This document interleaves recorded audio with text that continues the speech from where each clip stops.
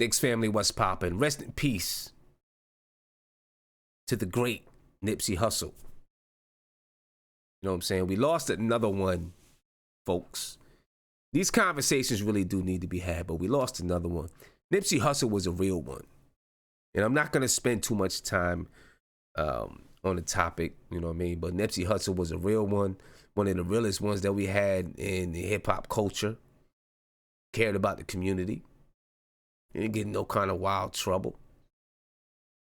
You know what I'm saying? Intelligent young man who apparently, you know, as you will know, we know, I know, lost his life much too early. You know, it's got to stop. It's got to stop. It's got to stop. But, you know, that's a conversation for another day. It's got to stop, though. You know, we got to find a way to resolve issues in our community without it resulting to gun violence or violence at all. You know what I'm saying? I don't even know what the whole situation was about, but all I know is that we lost, you know, one of the leaders. Our kids need leaders to look up to, because what a lot of people don't realize, a lot of people that's outside of the hip-hop culture, for African-American kids growing up in places like Crenshaw, Brooklyn, Bronx, large hoods, small hoods, all over the country, all over the world. A lot of these kids grow up and are raised by hip-hop music.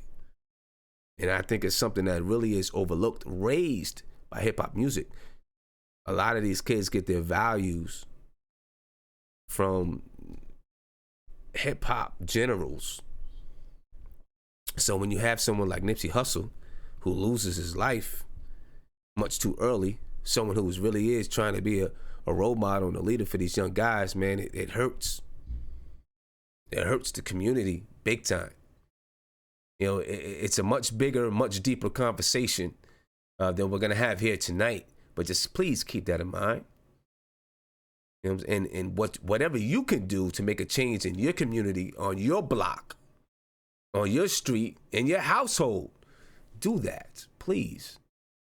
Because, you know, we have too many young men losing their life over silliness. But rest in peace, Nipsey Hussle.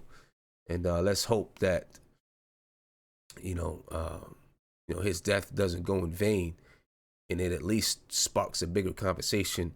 Because at some point we gotta be sick and tired of losing our kids to this garbage. But anyway, man, we're gonna bring this back to once again, rest in peace, Nipsey Hussle. Real one that we lost for our culture. But we're gonna bring this back to the New York Knicks, okay? We're gonna bring this back to the New York Knicks right now. First, we're gonna get my little countdown intro. Then we're going to bring it back to the New York Knicks. When we come back, we got to come back to the video chat, because we got the video chat here already. We got a couple guys in the chat. All right, don't be afraid by the way these guys look when it comes back onto the screen. They're ugly, but you know what I mean? It is what it is. Let's go. Rest in peace to the great Nipsey Hussle. Another one of our guys lost. Here we go. The Knicks snap a 6-game losing streak, ladies and gentlemen. We got Nate. We got Isaiah in the video chat. We're going to talk a little bit. We're going to celebrate this victory, man. We are going to celebrate this victory. Isaiah, I'm coming to you, man. What's popping with you, my brother? Sim, I just want to say, first and foremost, rest in peace to the great Nipsey Hussle. I'm not going to lie to you, Sim. I cried last night a little bit about it, because not just we lost a man first and foremost before anything. If you guys read up on Nipsey Hussle and just watch his interviews and watch what he was talking about, this was he was a dying breed in the hip-hop community as far as strengthening the community, buying land.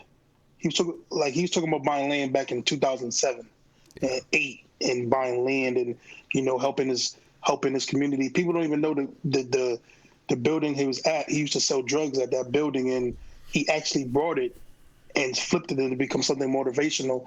He helped kids around that neighborhood, man. He helped everyone.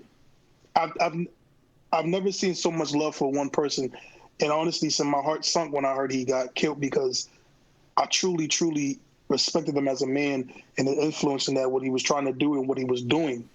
And you know, I haven't felt like this since like Tupac died, and when I found out he died at my age, when I found out he died, and it's like we lost a great one, man. But I know it's not over. His legacy is gonna live on, and I know for your hip hop, I want to go deeper into it. Hopefully, when you get the hip hop channel, we can talk about it deeply. But again, man, just rest in peace, Nipsey Hussle. He was a great man before anything, a great father before, but he was a great father, and you know, I'm really saddened by it, but. You know, just rest in peace, Nipsey Hussle, man. Yeah, no doubt. You know, but I am, you know, the Knicks game was great. Mitchell Robinson is doing his thing.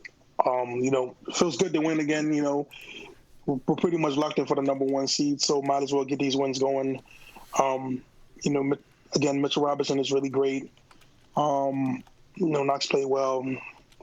We could get to Moutier later, because I know that's going to be a conversation in itself. But, you know, great Knicks win. I'm happy. Let's bring some positive energy going on right now. Let's bring some positive energy, you know. Yeah. Look, listen. At this point in the season, man, for the Knicks, losing isn't going to do anything for us. It does nothing for us, right? So, you know, let's celebrate victories. That's what I want to do. I want to celebrate victories. First and foremost,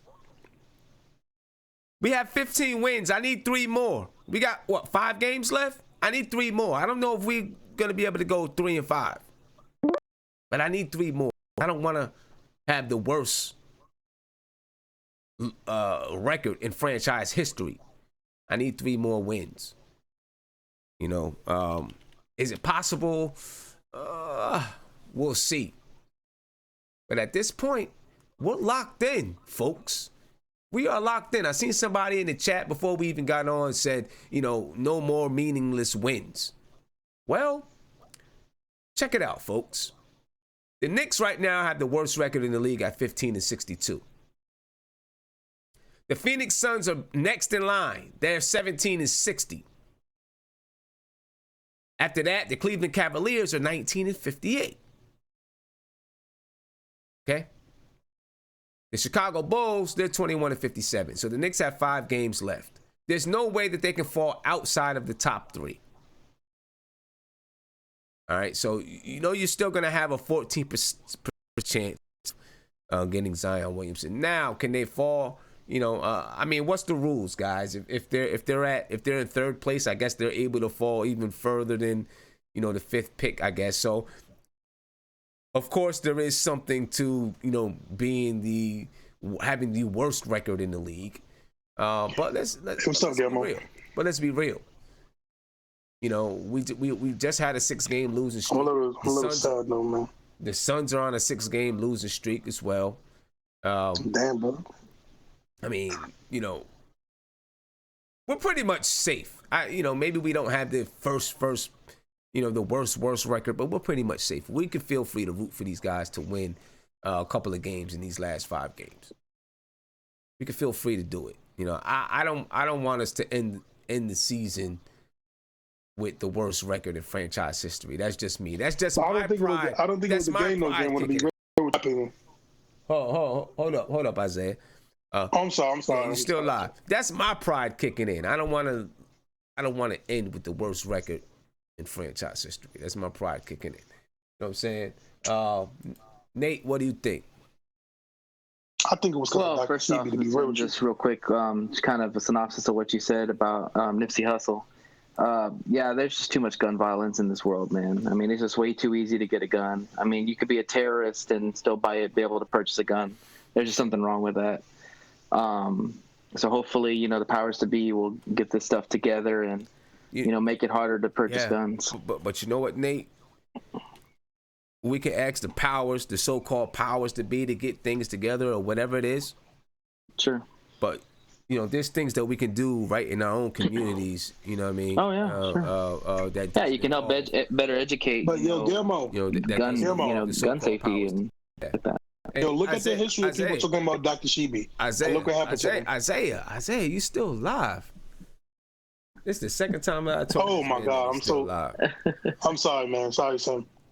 Isaiah, what size bus did you take to school? The short bus. I'm just trying to figure out.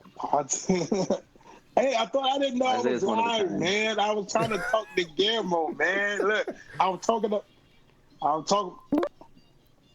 Listen, I'm not gonna lie to you, Sim. There's been a couple buses in my life, all right? So we're just gonna leave it at that. And he said a couple different buses. Oh my goodness, Isaiah! How many different buses? You probably forgot to ride the bus. Listen, I drove the short, long, medium. Gee. I drove a scooter.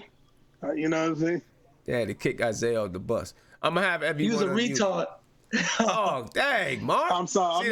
Yo, Mark. Mark, don't do it. You said that live.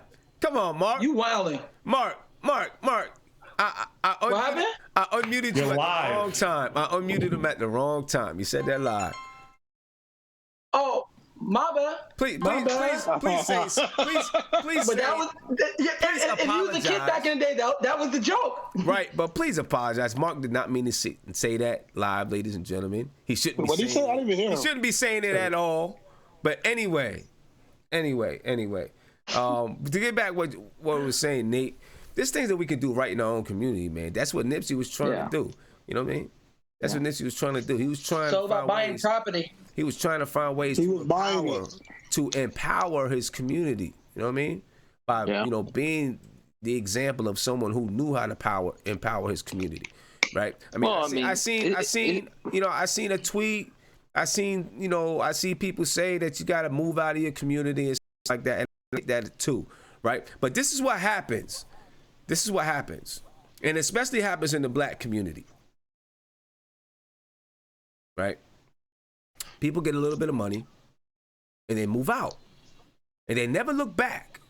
And I get it. I understand, right? Maybe you don't want to raise your kids in those neighborhoods. I get that, right? Because you want your kids to have a better life and all that kind of stuff. But when you don't look back at all, you don't even look back to try to help the community that you came from, you taking money out. And now you're spending money someplace else, right? And so what happens? Look at the way our systems are set up all across the nation. The way our systems are set up is that schools, you're charged a school tax when you work, right?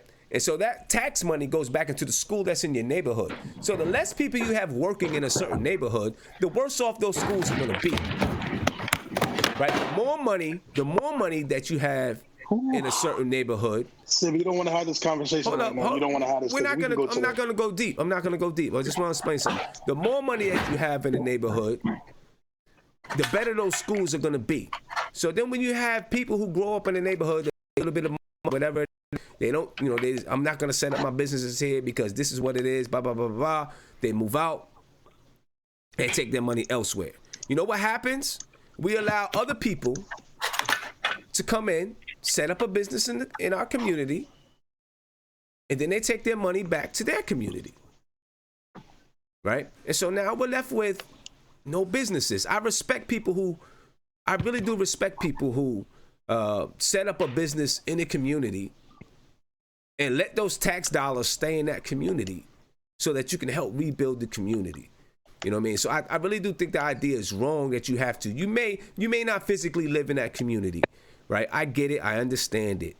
I don't live in that community anymore, right? But I find ways to get back to my community and spend money in my community or in the type of communities that I come from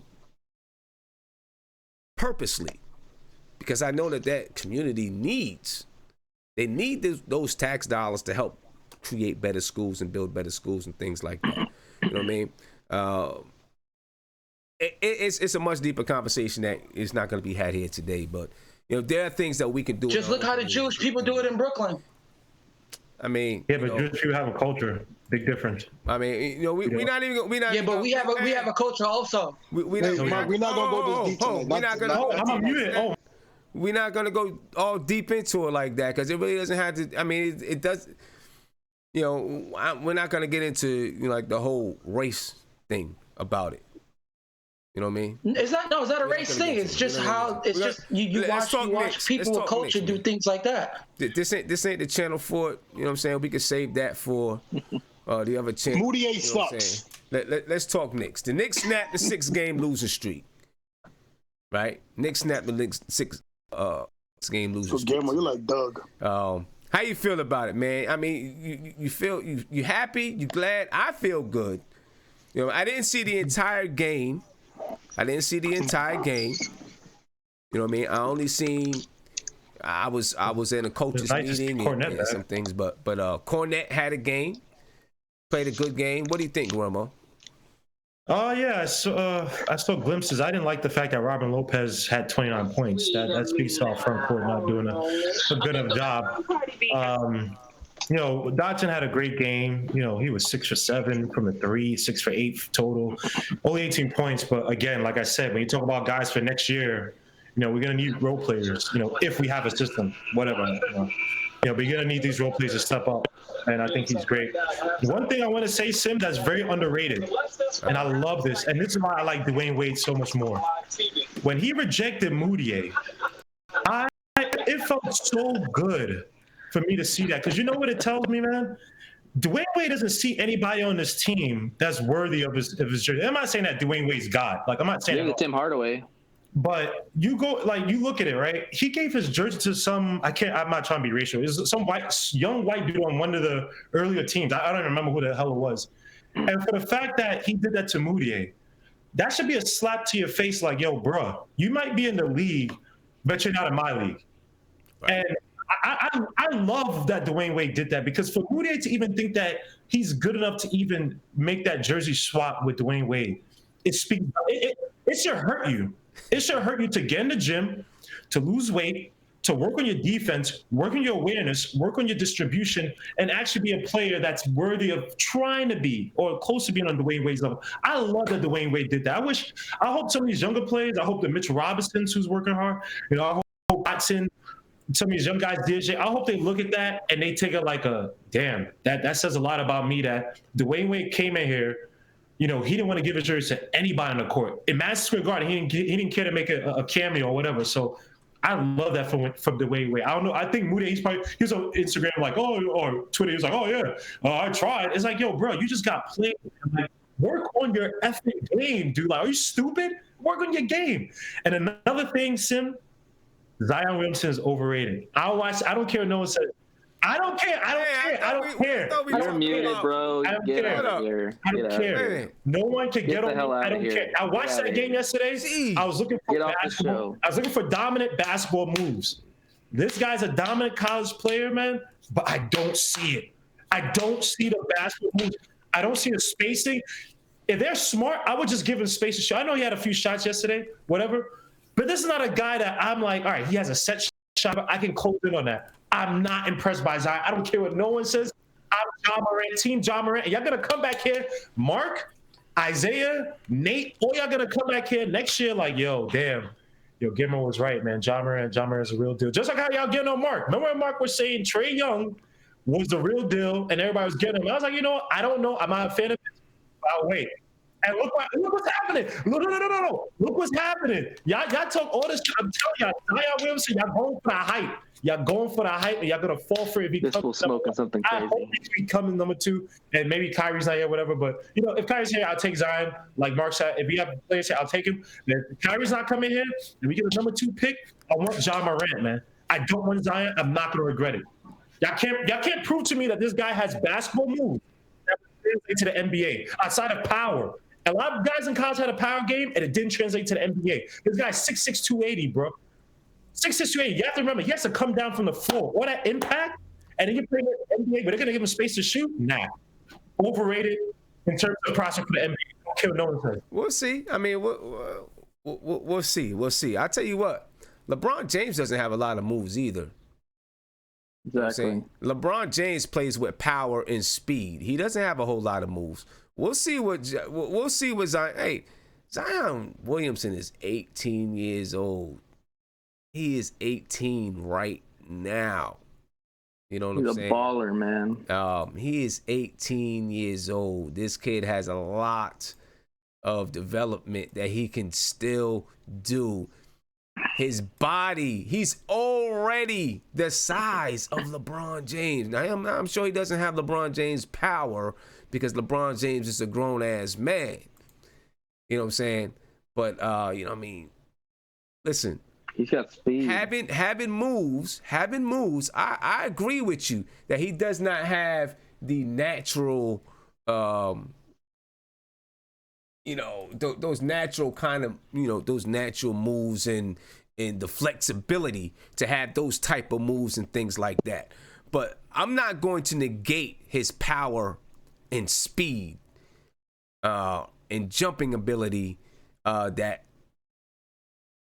I'm going to be honest with you. I don't know if there's people in the NBA that have it.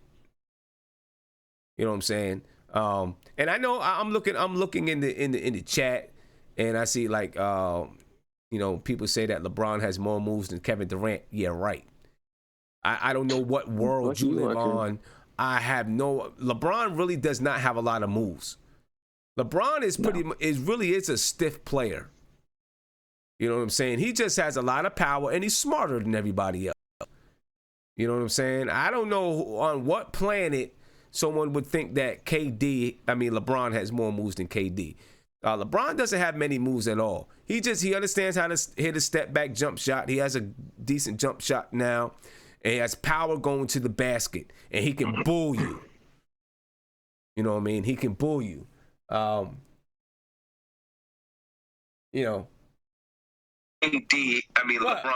But I will admit that he does not have mad moves. Doesn't mean that he can't develop those moves either. You see, but I don't want to get off topic. Guillermo got me all off topic. He had to get it off his chest. You know what I'm saying? For whatever reason, he had to get it off his chest. Couldn't wait till we got to. He had to get it off his chest. We talk about the Knicks snapping a 6-game losing streak and what we seen in the Knicks game tonight. So I see Isaiah and Nick got the hand raised. Let's not even talk about Zion yet. We want to talk about the Knicks. We talk about the New York Knicks. I'm coming to Ant because I know they want to talk about Zion. I'm coming to Ant. What's up, Ant? What's going on, man? Yo, what's up, man? New York Knicks. I saw the game in spurts. I was like switching back and forth between the Yankee game and the Knicks game, but I saw us winning by a lot. And then I turned back. We were up by like 8. So I'm not quite sure what happened in that stretch, but most of the game previous to that point I saw, and Moutier was pretty bad from what I saw. He was pretty bad. It was hard to watch. Mm-hmm. But Knox had a pretty good first half. He made some shots. He was going to the basket hard. It's just good to get a win, man, against the Bulls, nevertheless. But it's good to get a win. If we can get to those 18 wins and keep that worst record, I'm all for it. Yep. But I want our tragedy to be I want the probability for tragedy to be the lowest as possible. I don't want to be the 3rd worst record because it'd be just like the Knicks to drop to 7th. Or I'm trying to avoid tragedy, man. So give me the worst record in the league. I'm not playing with nothing. Give me the worst record in the league. Limit the damage, and we'll see where we go from there. But me personally, man, as long as we can get one of those top 2 picks, I'm good. People say top 3. I was an RJ Barrett fan. I'm not really anymore. I don't really see it. But I want one of those top 2 picks. If I get one of those top 2 picks, it's a success for me. But it's good to get a win. We could win a couple of games now. We got it locked up, but let's keep that worst record. We got the top 3 locked up. We got the top 3 locked up, right? Yeah. Yeah. But I think if I get 3rd, you can fall to 7th or something like that. Yeah, we don't want that. So we don't want that at all. We don't want that at all. All right, let's we're gonna quickly go over the box scores. You know what I'm saying? Cause I do want to get back to this whole little thing about Zion. I ain't on front. I do want to get back to it, but we're gonna go through the proper course. We are going to stay the course, keep the process, as they like to say. We're going to keep the process. All right? As people like to say, we're going to keep the process going. And we're going to take a look at these box scores real quick as the Knicks defeat the Chicago Bulls 113 to 105 as we count down to the box scores, because it's an exciting moment when the New York Knicks win. The Knicks scored 37 points in the first quarter, 37-19. They held the Chicago Bulls. The Knicks had 17-point lead at halftime. The Bulls kept clawing, though, trying to climb back into the game.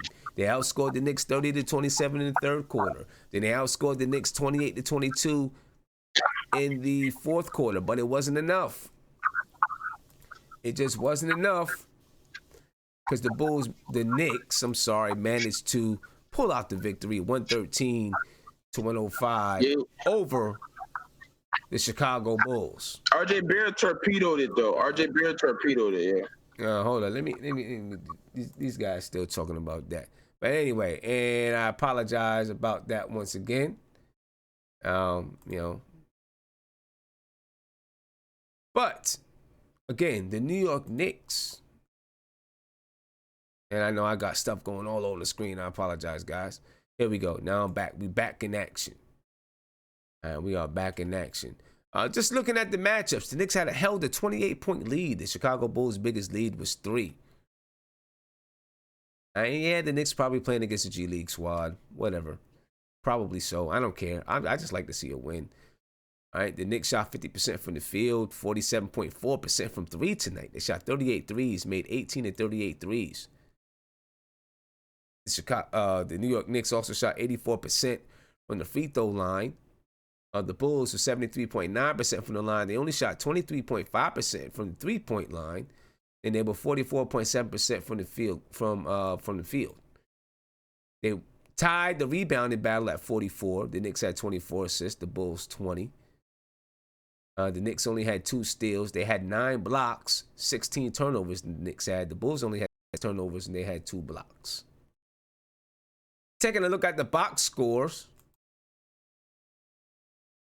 For the Knicks, Luke Kornet led the way for the New York Knicks tonight with his best game ever as a New York Knick. He shot 72.7% from the field, 8 for 11. He had 24 points. He was 5 for 7 from the three-point line, and he had 6 rebounds.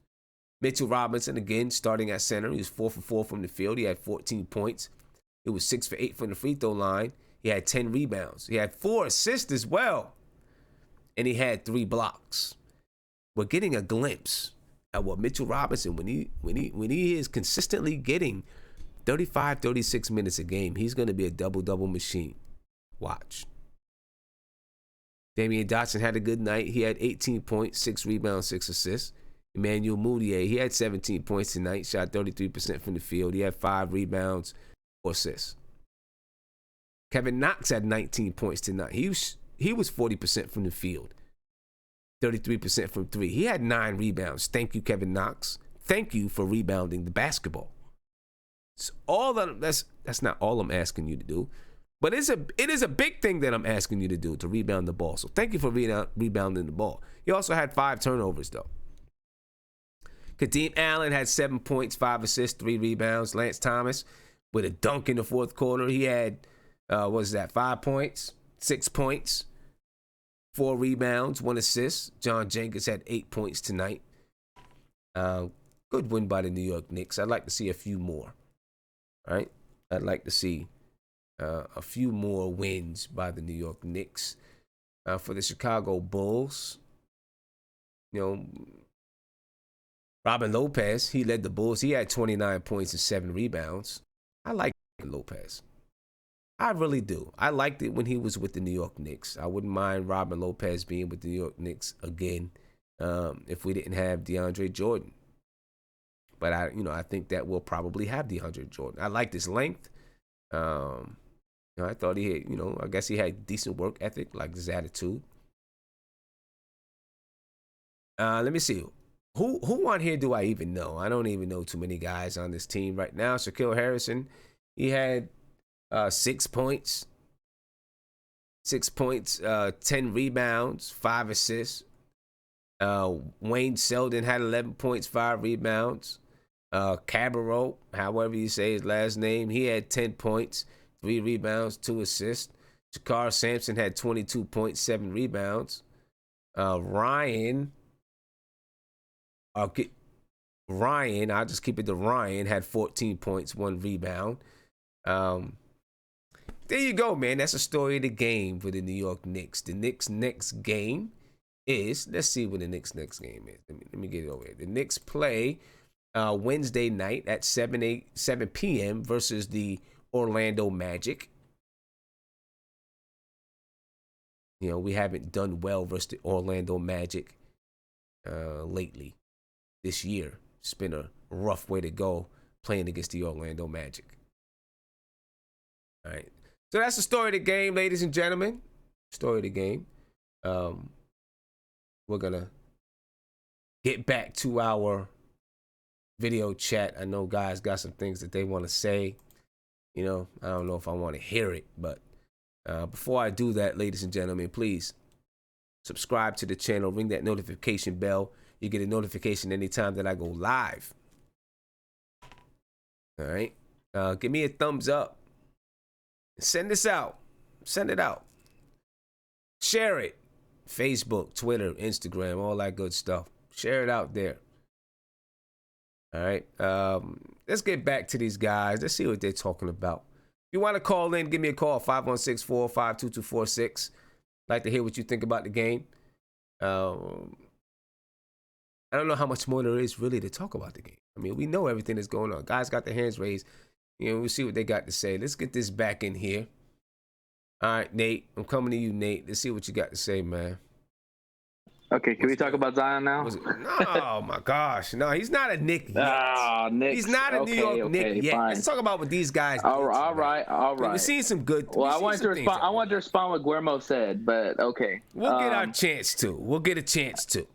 Okay. All right. I will say this, that this game or the next 5 games we have left, this is going to tell me a lot on who is going to be in the rotation next year with, you know, the Knox and the Robinsons and the Dennis Smiths or whoever else that, you know, is not playing right now other than Bonley. You know, like guys like Cornette, guys like Dotson, like Kadeem Allen, like this is show me time. This is show me like how you're going to play these next 5 games and how you're going to take that success into the off season and how you're going to work out in the summer and then obviously into training camp in the fall, you know. And I'll tell you what, man, Cornette's really impressed me. Like, I mean, the guy's limited athletically, but he's got a great shot and he's a sneaky defender. He can block shots, you know. He's not going to block him at mid-range, but I mean, he's a 7-footer, and if he puts his hands up, he's going to block some shots. So you know, he's not a huge liability on defense, you know, and he's a good stretch 4 or 5 maybe if you want to look at it that way. Dotson just looks like his shot has just he's gotten so much more confident with his shot. Yeah, he's got some games where he, you know, is a little bit inconsistent, but who on the Knicks isn't inconsistent? Right. You know. But what I see on Dotson, he doesn't give up on plays. You know, he seems to know what his role is and does it well. And then Kadeem Allen has been the biggest surprise for me as far as coming from the G League. And the guy just plays with poise. I mean, if that's the one thing I can say about Kadeem Allen is he's a poised individual. He knows when to take his shots. He knows when to distribute. He knows how to run the team. I mean, he does it better than any point guard I've seen so far this year. And that just tells you how bad our point guards have been this year. But I just see that more with Kadeem Allen than anything. So those 3 guys I've mentioned, I really want to see more of them this next 5 games. And then let's see how they look in the offseason. And, you know, and then hopefully they'll be in the rotation next year because this year, because I definitely think they have a potential to be in the rotation if we do get a Kyrie or Kevin Durant. I think they're perfect rotation players that we're going to need coming off the bench. Yeah. I agree with you. We'll see what happens there. Let me get to Isaiah. Isaiah, Hello? What's going on, man? Sim. Yeah. Listen, I gotta go on a mini rant, this 2-second rant. About what? I know he's not a Knick, but Guillermo, he is lucky my father is here and sleeping, because I would yell at Guillermo. Guillermo is the Max Kellerman of the Knicks chat. We're talking about the New York Knicks right now, Isaiah. I know you're getting ready to try to talk about Zion. We're gonna get that. We are talking about the New York Knicks, not Zion. So I had to mute him. I'm going to a phone call. You try to sneak it in there. Caller, you're on live with Nothing But Knicks. What's popping? What up, Sim? I'm good. How you doing? Long time no talk to. Yeah, no doubt. What's popping with you, bro? Chilling. I'm saying I'm live right now? Yeah, you live, my man. Oh, all right. First, I want to say I remember when I was saying, yo, I want Mitchell to start. And everybody was like, he going to be in the G League. But I ain't expecting him, you know what I mean? Yo, I was one of them who thought that he was going to spend a lot of significant time in the G League this year. I really did. Yeah, you told me that. You said that to me when I called in. Yeah, man. But I'm pleasantly surprised. Be wrong. Aside from that, I was always talking about the three amigos. Remember? Mm-hmm. Tria knocking and your man Mitch. Yeah, exactly. And look. And I'm listening. I'm glad. I'm so glad to be wrong. You know what I mean? I'm glad he's doing what he's doing, man. And it's amazing, to tell you the truth. Yeah, it's amazing. I mean, I didn't like. I felt like I had the same confidence in KP. Like, yo, they kids. You know what I mean? They 7-footers. They get a chance. You know what I mean? To get out there and show their stuff. They probably gonna do something. Same thing I feel about Knox. You know, like that's what I was saying. Like, yo, let these young kids just play. I was saying from the beginning of the year. But aside from that, the game was awesome. Seeing Knox do his thing. Mm-hmm. And I haven't called for a few months. I haven't called since even before the KP trade. You know what I mean? But I just wanted to say what's up. Peace to the chat. Peace to everybody, you, man. And I wanted to say, the three amigos, man. You gotta build around them. Hey, you right. You was right, man. Especially with Mitch. Mitch is doing it.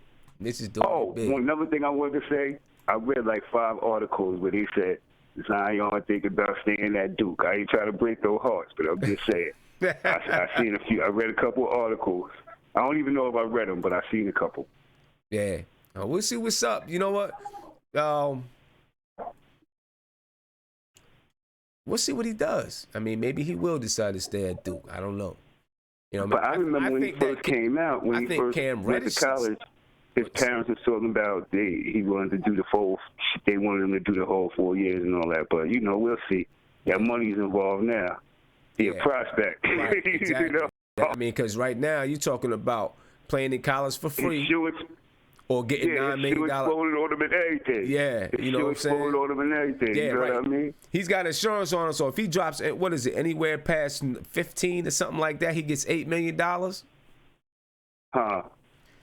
Yeah, you know what I'm saying? I mean, anyway. Now you're talking about $9 million a year. I don't know. I mean, if it was me, I'm not staying in college. I ain't even going to front. I'm coming out. I'm saying it's pointless. Yeah. I mean, it ain't pointless, but you can always go back, you know? Exactly. You can always go back because you're going to be balling anyway. You can always go back. You can always go back to school. Yeah. And once you get to the NBA, if you get hurt, at least, you know what I mean? At least you got some bread. You got some bread because that contract is guaranteed. Once you ink it, I mean, shoot. Listen, Zion right now could not play any more basketball. Right? Just work out in the gym by himself, not do anything else, and he's still gonna be the #1 pick. He's still gonna sign that contract. Then he can play all the ball he wants. You know what I mean? So, and his contract is going to be for like 3 years, I think it is. So, You talk about $27 million right off the jump. Not to mention he's going to get a sneaker I just hope that if we get him with the 3 amigos, and then we still got cap space. I mean, I'm not talking about no championship, but we got a nice core. You know what I mean? Like, we got a nice core. I think Alonzo Trier going to come back next year on top of his game. Mitch going to come back on top of his game. I think next Knox is going to develop a lot. I see Knox like, you know what I mean? I see him like more like a, not Grant Hill, because, you know, Hill rookie of the year or co-rookie of the year, but I'm saying like he's like that type of player in my eyes. Yeah. Not as aggressive yet, but I think he could get there. Okay. All right. I'm looking forward to Kevin Knox's development, man. People are down on him because he didn't have a spectacular first year. You know, he wasn't Jason Tatum or whatever, what have you. You know what I mean? But I'm not. But like, think about the minutes he put up, though. Did he once, like KP, say, "Oh, I'm tired"? Nah. You just go out there and play. Right. He might be a little lethargic or whatever, as Clyde would say. Happy belated birthday to Clyde. I think it was yesterday. Yeah. Well, Clyde Frazier. But what I'm saying is, like, he played a lot of minutes. You know what I'm saying? People don't look at that fact. Yeah. Yeah, man. Hey, I appreciate the call, man. Appreciate you calling. Yeah, man. Thanks for talking to me. No doubt. Good to talk to you again. Good to talk to you. And I'll stay touch. All right, peace. Oh, sorry about that. All right, man. Let's go ahead and get Zion. Let's get it out the way. You know what I'm saying? I'm not trying to spend all night on it, so let's get it out the way. Man, let's go ahead and talk about Zion Williamson. You know. Where y'all at? All right, Isaiah. Since I had to mute my man. Go ahead, man. So back to what I was saying. Can you unmute Gilmo too? All right. Gilmo is the Max Kellerman of the night. You know what? No, hold on. He's Aunt G, donkey of the night. Wow. Let me tell you, Sim. Listen, we bring it back. Sim, let me say it. I mean, to say he's overrated, I don't think it's putting in the context of what he had to play with. First and foremost, he had no shooters around him. 52% of the points. Well, 52% of the points. Think about this. Were coming from true freshman players. Cam Reddish was a no-show.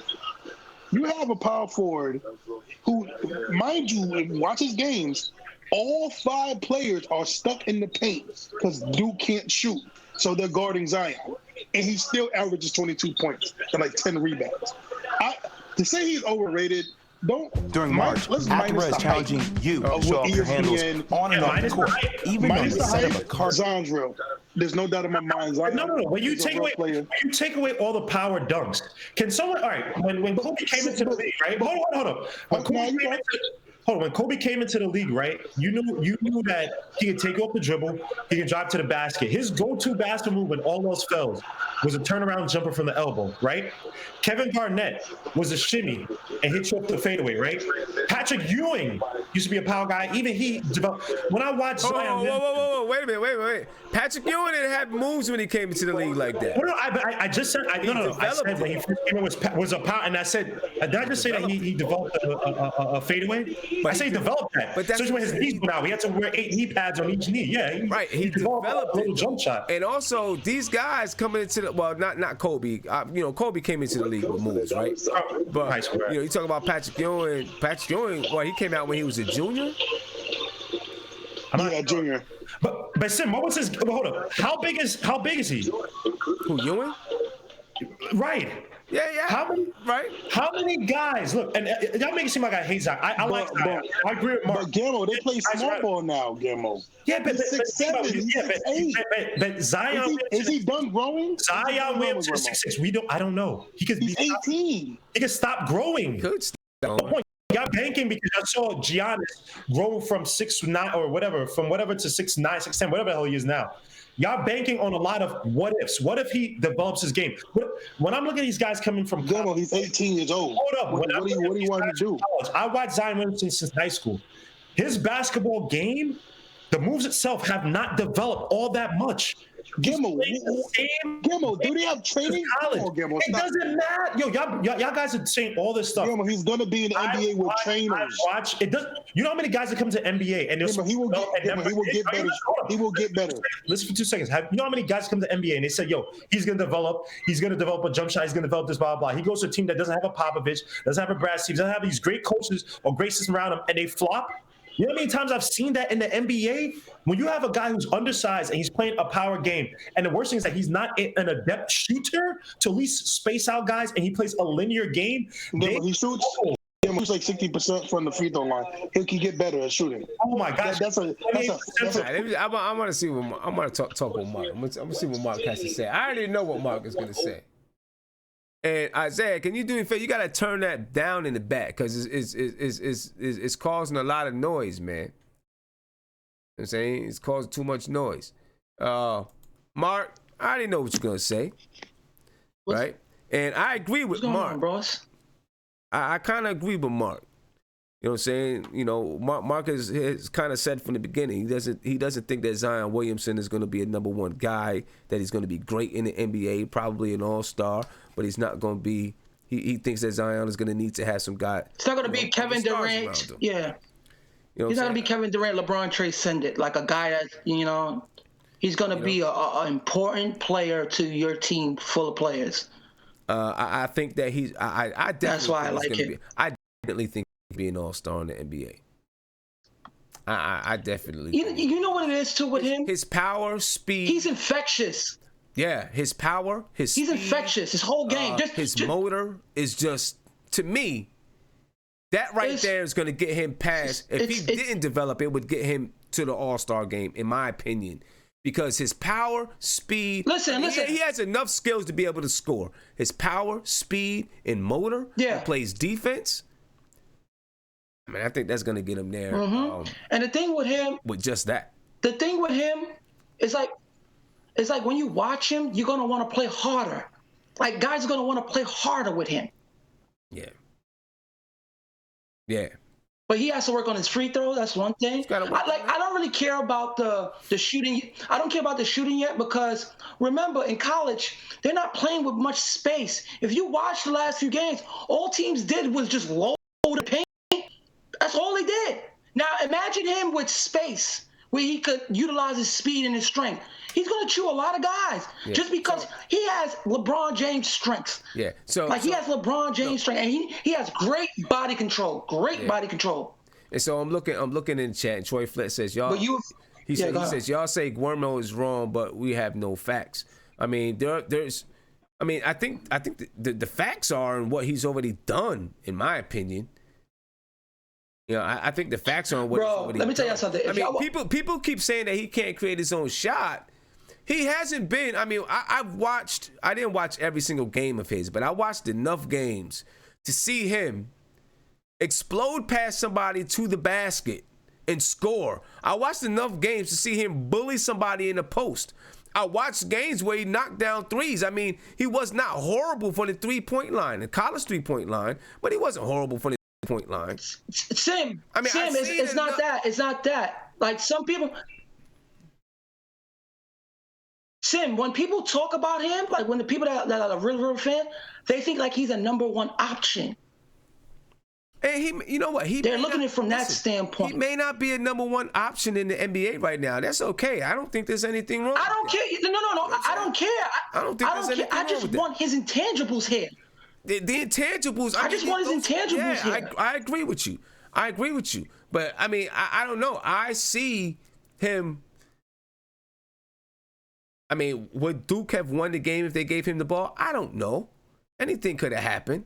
Nah, Sim, honestly, Sim. Coach K did not coach the last few minutes of that game.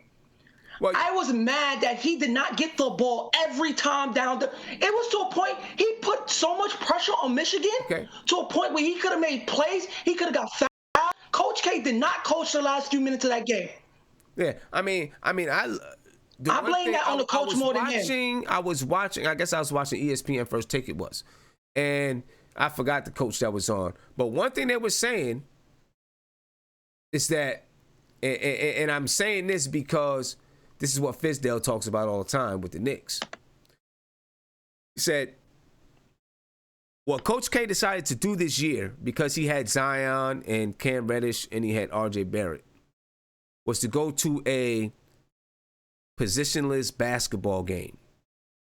And he believes, this coach, I can't remember who it was, that's what lost it down the stretch for Duke. Because in the past, it was, okay, you know what? We're going to run this set. You're going to get the ball to Zion in the post, and we're going to pound it into score. Well, this time, there was no set play for one player. It was, we're going to play this positionless style, and we're going to spread the floor out, spread the floor out, and see who's going to get the shot. And there was plenty of times where he went into the post up. He went into the post up and they couldn't get him the ball. And I was screaming at my TV because the pressure that he puts on the defense in the post, because he has a decent post game. He has quick post move. That kind of surprised me. He has quick post move. And Coach K did not go to him, because what was crazy that he made a play when he was in the post to the R.J. Barrett 3. That's what he could do. He could make plays, even if he don't have to score, but you trust him enough to give him the ball to do what he got to do, because it's either he's going to dunk over you or he's going to make the right play, which he did with the R.J. Barrett 3. I was kind of mad at Coach K for not giving him the ball the last 2 minutes. No way. You should have got him the ball. That ball should not be in RJ hand or the point guard. Yeah. Whatsoever. I feel you. I agree. Not a game in that magnitude. Not a game of that magnitude. Go ahead, Ant. But when I think of Zion, I heard like Mark say he's not gonna be a number one option and stuff. There's two types of number one options, right? There's a number one option for a championship team and a number one option for a good team. There's only 4 dudes in the NBA that have proven they can be a number one option on a championship team. That's LeBron, Steph Curry, Kawhi Leonard, and Kevin Durant. Nobody else in the league has proven they can be a number one option on a championship team. So do I think Zion can be that? I don't think he can be a number one option on a championship team. But can he be a 1B? Can he be the Clay to Stephen Curry when they won the championship? Can he be Kyrie to LeBron? Can he be that second guy? Absolutely. So I think, and I also think when people are as athletically gifted as Zion, you tend to overlook their skill set. Not an unskilled basketball player. He's not just their athleticism. You know, and he has a lot of skills. Like his passing ability, he can pass the ball. He can average 5 assists in this league. I truly believe that. If you space the floor and clear that paint, he can average 5-6 assists, in my opinion, easy. He can average 8, 9, 10 rebounds. So if you're telling me you can get a guy that can average 22, 10 and 6, 22, 10 and 5, that's a darn near a superstar basketball player. So I think we overthink it sometimes. I think we overthink it sometimes, man. When you look at Zion, he looks like a star. And they only come around very few, or only comes around once in a while where you can look at a guy and say, this guy has it. And Zion has it. Even when he shoots the 3 ball, he shoots it with confidence. Every time he shoots it with confidence. Yeah. I believe in the kid, man. Is he going to be one of those 4 players that can be the number one guy on a championship team? Probably not. Can he be the 1B? Can he be what Blake Griffin should have been? I believe so. But not 1B. I just want to point out one thing. Point 5 in the chat is saying, you know, we're comparing him to guys that's 10 years in the league, right? And he's right. I'm you know, people are saying that he can and can't do this, but he's 18 years old right now. 18. There are players in high school that are 19 years old right now. Right now, there are players in high school that are 19. You know what I mean? So it's like, you know, to say that we are, and I'm about to unmute you, Guillermo, 1 second. All right, I'm about to unmute you. To say that, you know, we're banking on him developing, yes, just like we are with every other team, with every other young player that's in the league, we're banking on them to develop to become an NBA player.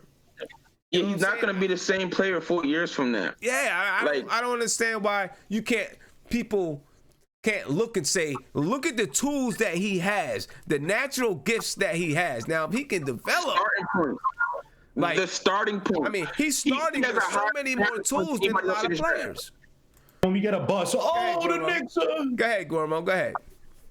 All I'm saying, Sim, is that look, I'm not trying to kill no dreams of no 18-year-old kid, man. I wish the best for Zion. If Zion disappoints, if Zion becomes a beast, I love it. I love to be proven wrong. I'm not here to wish anything bad against the kid.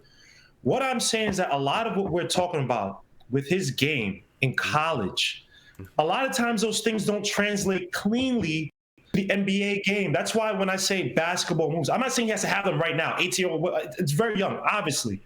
But when we talk about, he could develop that, you know how many guys, there's a long list of guys in the NBA that came from the college game where it's like, he could develop it. Remember a guy, and I know people are going to use 20/20 vision to go back, but go back and look at the hype for a certain kid named Andrew Wiggins, where everybody was saying, no. I'm not talking about hype. Talking about potential. Everybody said, when this kid gets to the NBA, how could LeBron James trade him? This kid was going to be the next blah, blah, all this stuff. And yes, look what happened. Yes, intangibles matter because this kid doesn't have any motive. But he hasn't really developed his shot. He hasn't really developed his moves. His defense is still piss poor. All these things we keep saying, what if? When I look at a guy, right, when I look at a prospect coming to NBA, I look for these I look up for one or two moves from him, right? Something that's like a contrast to each other, right? Whether it's shooting and driving, whether it's shiftiness, something where it's like, all right, that is a discernible. I cannot stop that thing no matter how big he gets, how small he is, Bob. I can't stop it. It's just that good. When I look at Kyrie Irving, his shiftiness, I can't stop it. Paul George, his off-ball movement, whatever, his driving to the basket as a big man, his spin around moves, I can't stop it regardless. It doesn't matter. When I look at Zion, a lot of success that he has that makes us say, wow. A lot of it is college production. The speed, when you watch his game, please, guys, I understand. He's averaging 22, Bob. I understand. The kid is shooting 28 for the regular season of college. He's shooting 28.3% from three.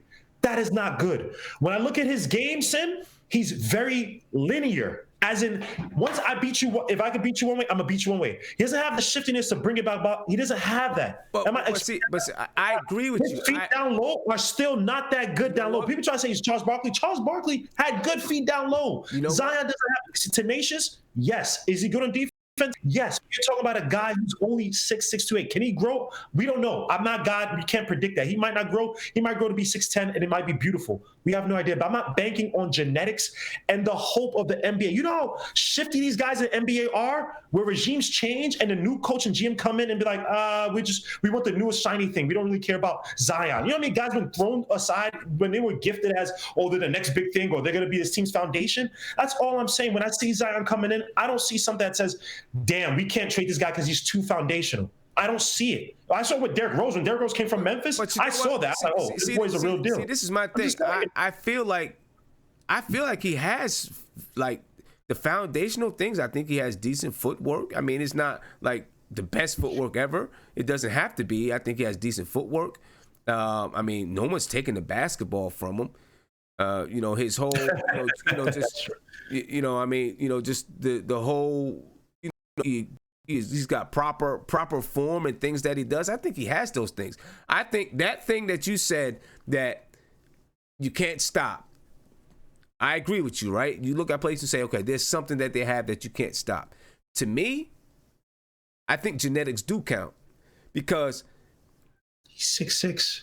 I think genetics count. Now, there is one area that I think he's going to have trouble in the NBA, right? But I think genetics count. And I think that power and that speed is that thing that you look at and you say, I don't know if he's going to be able to stop it. Especially the power. Even right now in the NBA, I think he's going to overpower guys in the NBA. I really do. I think he's going to overpower guys in the NBA right now. Now, I'm going to tell you where I think he's going to have problems, because he does play a game where he gets inside and scores, and you've seen it against UCF. He has problem with tall, long guys under the basket. That's going to be a problem because there's going to be guys all over the NBA like that. I can see that really being a problem, and where it's going to be important, really, really important that he develop that outside shot, because he will not be able, if he had trouble in in college scoring down low, scoring against, going to the basket, getting bottled up, having problems. Now, what's it called from UCF was like 7'6" or whatever he is. But, he had some problems there. And there's guys like that all over the NBA, so there'll be some more problems. And Sim, before you go to somebody, I just say real quickly, all the guys that people in the chat are trying to compare him to, LJ, Blake Griffin, Barkley, all those guys, even back then in the NBA, when the NBA was in a shooting league, all those guys had to develop shots for whatever reason. LJ because of injuries, Blake Griffin, he lost some of explosive, but he started to. You watch that Spurs series where they basically shut him down with Tim Duncan, big men. He had to develop a jump shot. So all these guys, yes. The thing that's scary is because we say development, we say he's 18, we say he's young. The NBA is fickle. They don't. When the new shiny toy comes, Zion could be old news. Oh, he's not developing. Throw him out. That's why we have guys like Moody. We have all these used to be former prospects, whatever, who come to our team, and they're all supposed to be foundational players for their respective teams. Zion is different. I understand. But if Zion is a big if, and it's a scary if, he has to develop a jump shot, and it has to be where he can catch his guy. Because look, I'm not saying he's not shifting. He has to develop a jump shot. Now, it's a big if, and it's a scary if. Now, people try to say, oh, blah, blah. No, he has to. So if he had this in college, he shot 28.3% from three. And that's the flavor of the NBA. I'm just scared that he may never develop that. And we discard him. Or he loses confidence and he's not the same anymore. And we've seen it happen to so many guys. So just calling out the hype. I know the dunks are beautiful, the defense is beautiful, the college game, Duke, the story. Let's just chill out, man. Let's stop. Because these guys are bust. Y'all be the same one talking about how much the Knicks suck and we're a terrible franchise in front office. So just let's temper the hype a little bit, man. Please. Okay. The only other thing I say, and I'm gonna say it in support of Zion, is there are NBA guys, and I know that they're not the end all be all, but these guys play with some of these college guys and see them play against NBA competition in the summertime. Like, these guys, what I think a lot of people don't get is, they play AAU basketball and stuff, but they also go and they play pickup ball with NBA guys. And they see these guys play in pickup games, especially like out in California. They play a lot of pickup games out there, and it'd be NBA guys playing. And they see some of these, I mean, I know he's not from California, but it's nothing for him to get flown out there. And they see these guys play. They kind of know who's coming in and going to do. We'll see what's up, man. It's going to be interesting to see what Zion can do when he gets into the NBA. Let me get to this phone call. Then we're going to talk about Kristaps Porzingis. Caller, you're on live with Nothing But Knicks. What's popping? Hey, what's up, Tim? What's good with you, my man? Man, I've been listening to a whole lot of lunacy. I mean, these guys they're the most fickle bunch of people I've ever met in my whole life. Hey, people got different opinions, man. I'm just saying, Zion Williamson's 18 years old. 18. He's already stronger than 70% of the NBA players in the league. I don't care what you say. And if you saw someone like the other game against whatever team, he does it every game, where he gets off a screen, he's at the 3-point line, and he takes 2 steps, and he's at the rim trying to tear it off. He does that twice a game. Mm-hmm. I mean, he's going to have nights where he hits a Kawhi or he hits an Anthony Davis, he gets bottled up. But there's only those few many guys. When he's playing Jabari Parker, he's going to eat him alive. When he's playing, like Otto Porter can't do anything with him. I mean, it's like that guy is a no-brainer. If we get the number 1 pick, it's Zion. Now, anything after that, hey, if we get Anthony Davis, or if we end up with, Morant, or, I mean, whatever happens. Zion is, I mean, it's like I don't even know if people are watching basketball. Like, that kid is transitional. Well, I guess we're gonna find out, man. We're gonna find out if he is or not. Yeah. I never heard this much debate with LeBron. I'm almost 40 now. I remember the whole LeBron was in high school doing that. Zion went to college and he played at Duke in the ACC, and he did what he did. And they had LeBron as the king. They had him as a Hall of Famer before he put anything. Yeah. I mean, he's 16 years old, played in high school. He's on Sports Illustrated as the king. Zion's earned more than LeBron. At the same age, Zion's probably a bit more polished than LeBron is. Yeah. So, I don't know. I'm going to let it go. Everybody's going to get their shot at Zion talk. I don't want to take all night. Yeah. All right, have a good night, guys. I appreciate the call, my man. Appreciate the call. All right. Knicks fans. Let's again, the New York Knicks, they snapped a 6-game losing streak, defeating the Chicago Bulls at home. The Knicks are, right now they're trying to save off becoming the worst team in franchise history. And they have a few games. They have 5 games left to the season, Knicks fans. We'll see if the Knicks are able to save that off without jeopardizing their chances, since we're talking about Zion, of getting Zion. One last call before we get into it. We're going to talk about Kristaps Porzingis. Call you on live with Nothing But Knicks. What's popping? Yo, Sim, I appreciate you taking my call, man. It's World Wide West calling in. What's popping? How you feeling? You already know, man. I'm faithful listening to the channel. I appreciate what y'all been doing. You know what I mean? For a Knicks junkie like myself, it's therapeutic listening to y'all. You know what I mean? Even through the hard times, there's games I watch that I'm like so down in the dumps, and I commend y'all for being able to maintain your professionalism and discuss Knicks and nothing but Knicks. But I'm gonna get into my opinion on no problem, brother. I'm gonna get into my opinion on Zion now. Okay. Now, this is why I respect Guillermo, right? Because he don't always just state the obvious or state what's the simple, easy opinion is. You know what I mean? And if you know basketball, and I don't care what the so-called experts say. The experts wanted DeAndre Ayton first last year, and clearly Luka Doncic was the most skilled, talented player, right? Mm-hmm. Bro, I'm telling you, man, I've been saying this since the beginning of the season, and I've been evaluating, watching every second of Zion's game. Okay. For a man to have played an entire college season and not hit one pull-up mid-range jump shot, not one, that tells you that the skills are lacking in some areas. For him not to have any sort of breakdown ability off the dribble, he's just sheer speed, force, and brute strength, which is great.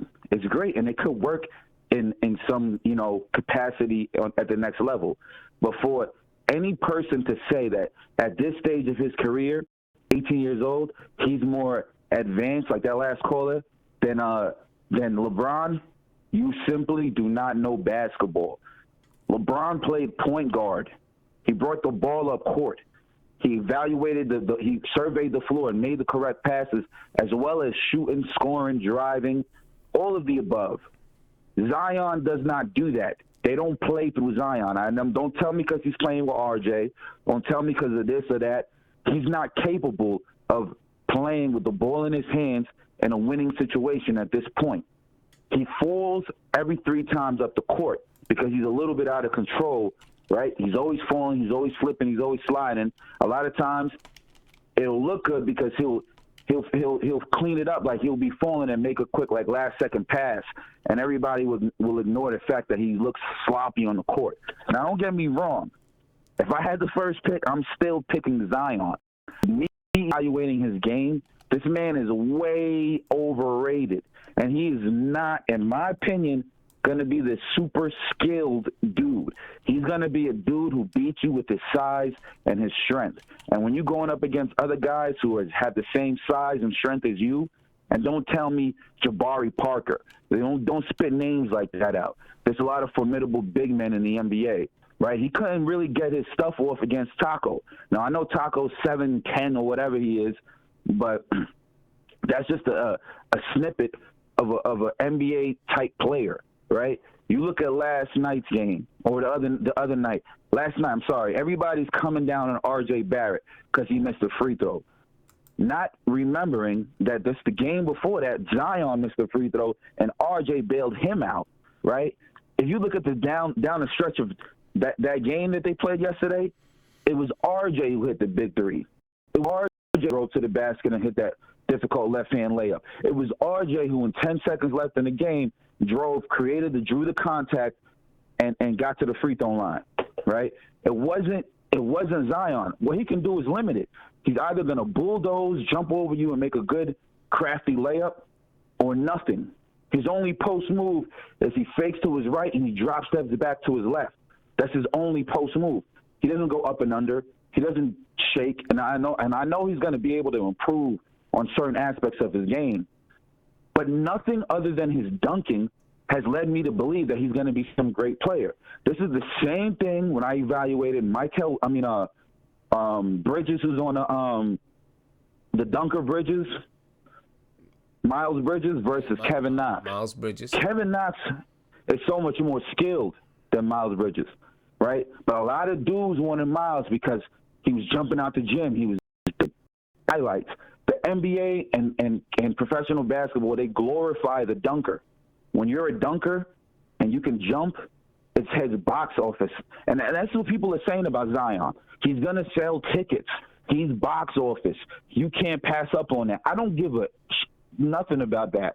I want to see who's the most skilled, whose game is going to translate to the most wins, who's the best, who's going to make all their teammates better. You know what I mean? And I personally think that RJ is going to have a better NBA career. Now, the thing with RJ is people are looking at Zion like, all right, he will play better if he's surrounded by stars, which is true. I believe that if you stick if you stick Zion in the middle of KD and Kyrie, he's going to be effective because he doesn't need the ball in his hands, right? But what is that telling you? That's telling you that he's a secondary or tertiary star player. That, in order to maximize his ability on the court, you have to play him in between two guys who demand the ball, right? Zion would not be able to be doing what he's doing if RJ did not dominate the ball. Because he draws so much attention, Zion could play off of him and be effective with that. You know what I mean? And that's the type of game he's going to need. If he gets drafted to, like, say, the Cavs, where they got to play through Zion, it's going to be a disaster. He's going to have a lot of games where he has 3 fouls in the first quarter, 3 fouls in the first half, 2 of them being offensive fouls charges. You know what I mean? Like, he's going to get his shot blocked at the rim a lot. That layup that he does against big men, against teams, especially you coming into the NBA with this big name, guys are going to be waiting for him. You know what I mean? I think he's going to be good. I think he's going to make the All-Star team. But to compare him to LeBron, it's absurd. It's absurd. His style of play, he's not even as skilled as LeBron's coming into the NBA. You know who I compare him to? I compare him to a bigger, stronger Kenyon Martin. That's who I compare him to. A bigger, stronger Kenyon Martin. You know what I mean? Kenyon Martin was limited as far as dribble, drive, and attacking the rim and stuff like that. He needed a great point guard to play off of that point guard to make him most effective. Yeah. I hang up and listen to your call. I'll just, you know what I mean? If you want to have it back and forth, I'm here. Yeah. I understand and get what you're saying now. I know. I mean, the caller, the caller before was saying, he said he's done more. Listen, he's not going to be LeBron James. LeBron James is a point guard. Now, my comparisons with LeBron James was basically offensive moves, right? Because LeBron really isn't shifty. He's kind of a downhill. He's linear, like Romo was saying. He's kind of linear as well. You know what I mean? And he does it with speed and power, but he also does it with basketball IQ. I don't see Zion having that kind of basketball IQ. That's not his game. That's not his style. That's not what he's going to do. You know what I'm saying? But yeah. I think that he's going to be, right off the bat, I think he's going to be a very good NBA player, and how he develops is going to depend on if he's going to be a great NBA player. I think he has the tools to do those things. You know what I'm saying? That's a big if, because I'm yet to see a player other than Kawhi Leonard to come into the NBA and really develop his offensive skills. Somebody who had no handle, had no post-up game, was strictly a defender. I don't really see too many guys like without a jump shot. Look at LeBron. So you think he came into the league without a great jump shot. So he can hit his little jump shot, but he never improved on his free throws. He struggled his entire career. So you see a lot of guys like that. Like they might improve by like 5 percentage points. Yeah, but that's a marginal improvement. You know what I mean? It's rare. Like, you don't get me wrong. Zion, when he's hyped and he's in his rhythm, he'll make a 3-pointer. You know what I mean? But they're gonna give him that all day in the NBA. They're gonna give him that 3. You say they might improve like 5 percentage points. I mean, I don't know about that, because if you take LeBron and put him back in college, he'd dominate college. I mean, he averaged. I mean, it'd be ridiculous. Right, I mean, you know, but you think that Zion is going to be? You think that he's just straight up a defensive player right now? No. I think he's an energy player. He's a great role player. Guy's going to get rebounds. He's going to play defense. He's going to dunk the ball. You know what I mean? But he's not be a franchise player. A franchise player is somebody, to me, you give him the ball and you put players around him that complement him and you play through him, right? Anthony Davis is a franchise player. You could build a team around him. You're not saying, all right, let me get guys who are more ball dominant than Anthony Davis so he can then play off of them. Nah, you're looking for shooters. You're looking for a point guard who's looking to facilitate, right? It's the opposite with Zion. When he's at his prime, you're going to be looking for other guys who can set him up. Yeah. Who can make him better. I think, you know, and being like, if that's the case, then you're limited. You're not necessarily a true superstar, what he's being projected to be. You know, that's, I feel like he's going to be a secondary or tertiary star. Okay. All right. Could be. I mean, you could be right. Well, I guess we're going to see in a few months, six months or so. Hey, Worldwide West, I appreciate the call, my man. Hello? I guess he hung up already. All right. Talked about Zion a whole lot. Let's get into, well, before we'll finish it off with this. Shout out to my man Marty Knicks. We'll finish it off with Marty Knicks. He said, Knicks fans are still fascinated by dunks, DSJ and Zion, and it's a shooter's league. Then he, you know, goes on to give to diss Zion and says Zion has dinosaur arms. Come on, Marty, why are you trying to diss my man like that? Those dinosaurs arms about to get my man $9 million a year. I'll tell you that. So now let's move on. Let's talk about Kristaps Porzingis and just do a quick little update about Kristaps Porzingis. First and foremost, just look at this headline right here. And I'm not happy about this headline whatsoever. Kristaps Porzingis reportedly called black woman my slave as he beat and raped her.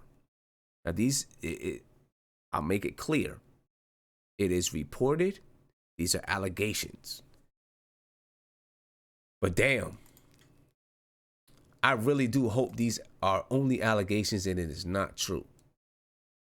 Number one, if this is true, and Kristaps Porzingis comes back to the NBA, as a matter of fact, don't come back to the NBA, KP, if this is true, really. If this comes out to be true, don't come back to the NBA because it's not going to be good for you. Talking about a league that's 70% African American.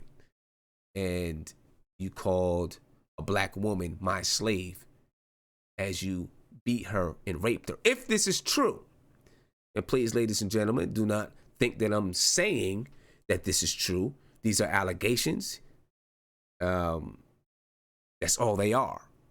It's allegations right now. But if this is what he said, it really does bother me. Not only, obviously, because, you know, he said this about a black woman, but, you know, you've seen him listening to rap, listening to hip hop, right?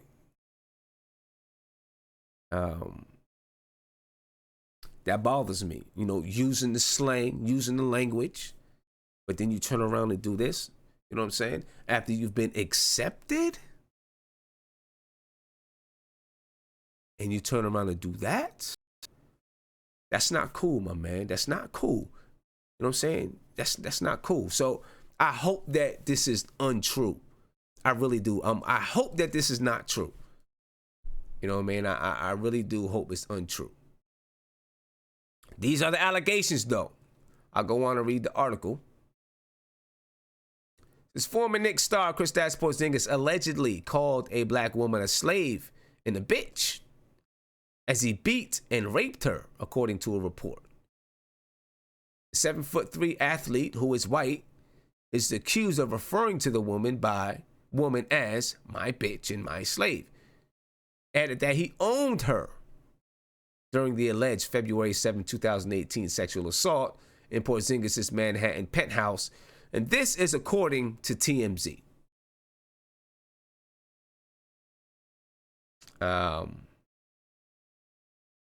You know, that's not cool. And, you know, KP, really, if you did say those things, that's going to be tough for you in the NBA, playing in a league that is primarily African American. You know, that will be pretty tough. That'll be a pretty tough life. You know, so for your sake, I hope that you did not say these things. I really do. Let's get on with the rest of the update about Kristaps Porzingis, because there's more things that come out. Here's an article on ESPN by Woj, Adrian Wojnarowski. And I'm just going to read the article. This is 8 months after a 29-year-old woman said NBA star Kristaps Porzingis raped her inside his apartment. She contacted the New York Knicks legal department to seek to mediate in private a payment of $68,000, according to the emails obtained by ESPN. Now, the one thing I want to say about this, right? If I'm a woman, or if I was her, and this man raped me, and I know he is Kristaps Porzingis of the New York Knicks, I want more than $68,000 if I'm not pressing charges. So that's one thing that strikes me. $68,000? I mean, come on, man. I'm asking for more than that. I'm asking for more than that. That's one thing that strikes me. But there's much more in here. At the time of the woman's documented communication with the Knicks legal staff, late October through early November, no criminal complaint had been filed with the New York police. The Knicks eventually referred the woman to Porzingis' legal representation. ESPN obtained a series of text messages between the woman and Porzingis, as well as emails between her and the Knicks. The texts and emails portray a woman who wanted to pursue a romantic relationship with Porzingis in the aftermath of the alleged assault in February of 2018, but who also wanted him to honor what she says was his commitment to contribute $68,000 to a college fund for her brother. Again, I get that it's a college fund for her brother. $68,000 though. I'd want more than that. Just saying. According to the emails, the woman, who lived in the same apartment building as Porzingis, told the Knicks that she went to Porzingis' apartment to get his autograph in the late night hours after Porzingis suffered a serious knee injury in Madison Square Garden on February 6th, 2018. After what the woman told the Knicks was an extremely aggressive encounter, she said Porzingis agreed to co-sign a statement with her that promised his payment of $68,000, allegedly for that extremely aggressive encounter. Porzingis' attorney, Roland Riopelli, hopefully I said his name correctly, said in a statement to ESPN he believes the document is a forgery. Attempts to reach the attorney for the woman were unsuccessful. Riopelli told ESPN on Monday that he has been contacted by the New York County District Attorney's Office about the sexual assault allegations and plans to fully cooperate with the investigation.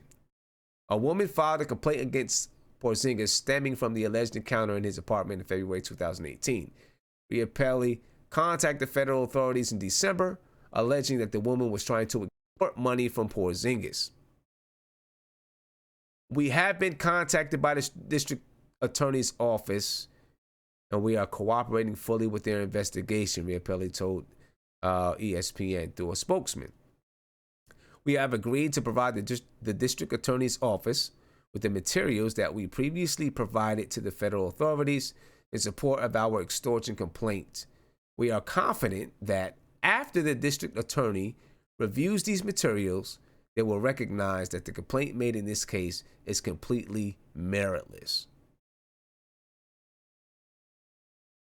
The Mavs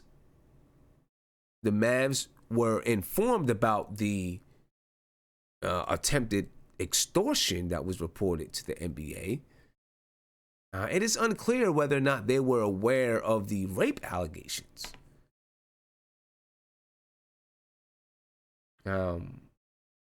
Either way, they have Kristaps Porzingis and they have to deal with this situation.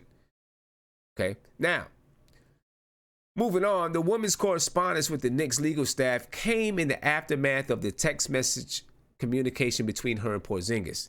Texts sent in the weeks following the alleged assault included the woman asking to spend intimate time with Porzingis. Some of those messages included the woman sending explicit photos of herself. Now, this is where it really gets shady. Porzingis, she alleges that Porzingis raped her. Now, later on, she's asking to spend more intimate time with Porzingis, including photos, explicit photos of herself.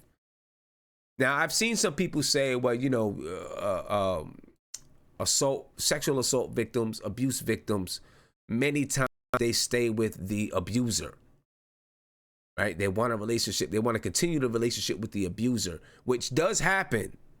And we know that happens.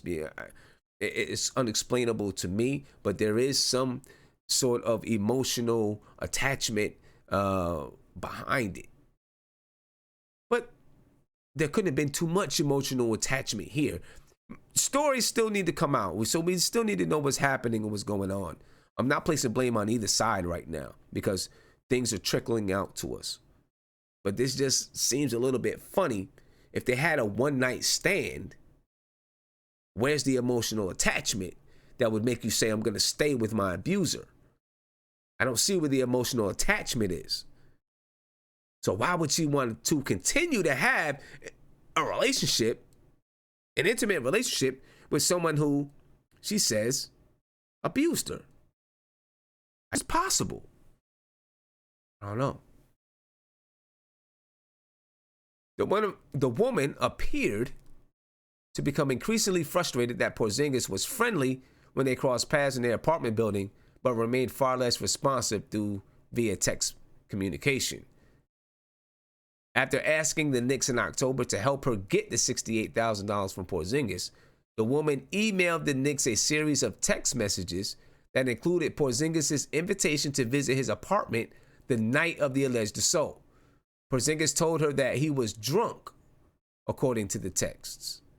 The woman agreed to come to his apartment, responding, I am not fancy at all. I'm in flip-flops and a night dress. I'm basic. Remember flip-flops. Just remember flip-flops, please.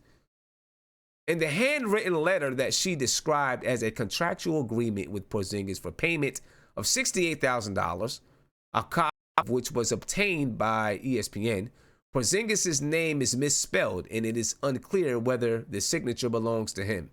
In the alleged agreement, the woman wrote, "This agreement, effective February 7, 2018, acknowledges the fact that an unexpected escalated sexual intercourse due to an inevitable physical attraction on the part of Kristaps occurred subsequently, warrants compensation payable towards the woman's siblings' college tuition in the amount of $68,000.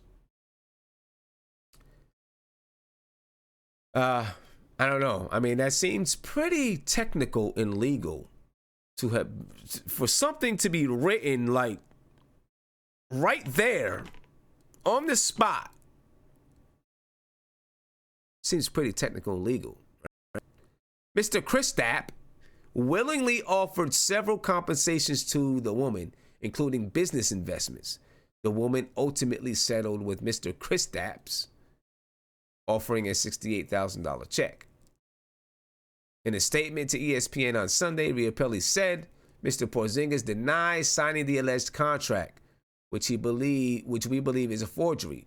When asked to produce the original contract for handwriting analysis, the complainant declined to do so.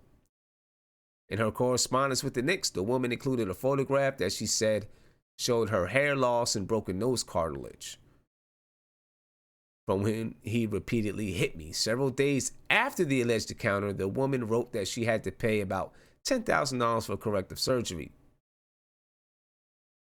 In an October 30th, 2018 email to the Knicks, the woman wrote, "After the extremely aggressive encounter, he was very apologetic, loving, and caring. Hence, the offer he made to pay my little brother's tuition.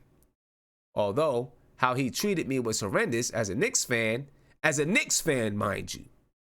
She says, as a Knicks fan. She don't want to get him in trouble because he's a Knicks fan. As a Knicks fan, I do not want him to get in any trouble with the law. I stayed back and enjoyed the rest of the time I spent with him.